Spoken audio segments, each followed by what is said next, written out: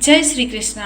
आज के इस वीडियो में आप जानेंगे साल 2026 में ज्येष्ठ मास कृष्ण पक्ष में प्रदोष व्रत कब रखा जाएगा, व्रत का शुभ मुहूर्त क्या होगा और इस दिन प्रदोष काल का पूजन समय क्या होगा, इस दिन हमें क्या करना चाहिए और क्या नहीं करना चाहिए।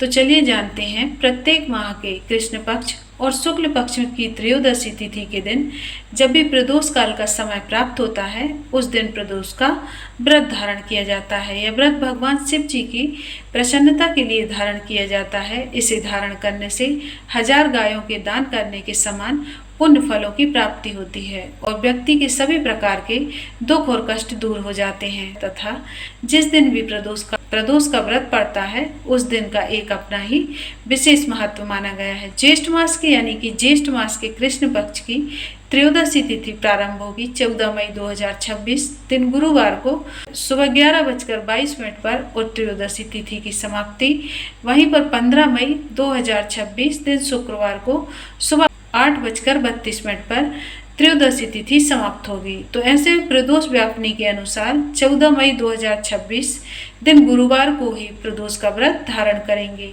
14 मई को ब्रह्म मुहूर्त का समय होगा सुबह 3:39 से सुबह 4:30 तक और सूर्योदय का समय होगा सुबह 5:14 पर और सूर्यास्त का समय होगा 6:36 पर। प्रातःकाल पूजा का शुभ मुहूर्त होगा 5:14 से सुबह 6:54 तक रहेगा और राहु काल का समय दोपहर 1:34 से दोपहर 3:14 तक होगा। राहु काल के दौरान कोई भी शुभ या नया कार्य नहीं करना चाहिए, इस बात का आपको विशेषकर ध्यान रखना है। शाम को प्रदोष काल पूजा का शुभ मुहूर्त 5:36 से शाम 7:36 तक रहेगा और रेवती नक्षत्र होगा रात्रि 10:34 तक।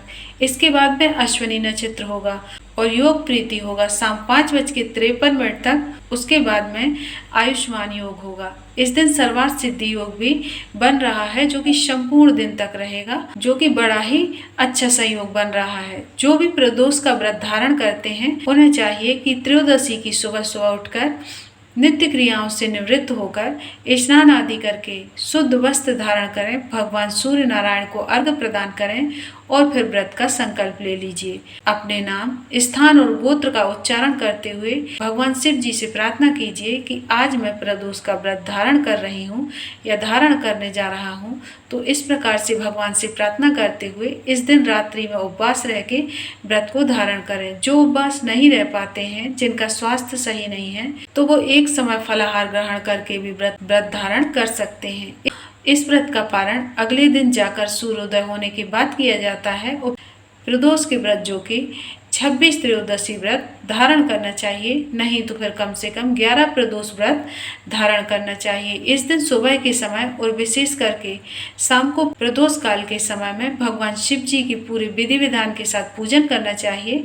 साथ में शिव परिवार का भी पूजन करना चाहिए। सबसे पहले भगवान श्री गणेश जी का पूजन करें, उसके बाद में नंदी, श्रृंगी, भृंगी, कृतमुख, कुबेर, कार्तिकेय का पूजन करें और सर्व देवता की भी इस दिन जरूर पूजा करें। उसके बाद में भगवान भोलेनाथ और माता पार्वती का पूजन करें। इस दिन भगवान शिव जी को जल से अभिषेक करें, पंचामृत से अभिषेक करें और शुद्ध गंगा जल से भी अभिषेक करें। भगवान को वस्त्र अर्पित करें जो कि श्वेत वस्त्रों या फिर पीले वस्त्र भगवान को अर्पित कर सकते हैं।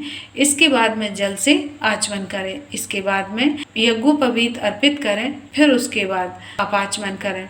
उसके बाद में अक्षत, चंदन, पुष्प और पुष्पों की माला अर्पित करें। बेलपत्र, भांग, धतूरा, समी पत्र चढ़ाएं, धूप दीप दिखाएं, अनेकों प्रकार के नैवेद्य आदि भगवान को अर्पित करें। अभी के मौसमी फल जो भी हैं, जो भी ऋतु फल आपको प्राप्त हो, उनका भी भोग लगाएं। दूध से बनी हुई मिठाइयों का भी भोग भगवान को जरूर से लगाएं। उसके बाद में जल से आचमन करके मुख शुद्धि करने के लिए पान का पत्ता, सुपारी, लौंग, इलायची के साथ अर्पित करें और कुछ द्रव्य दक्षिणा भी जरूर चढ़ाएं।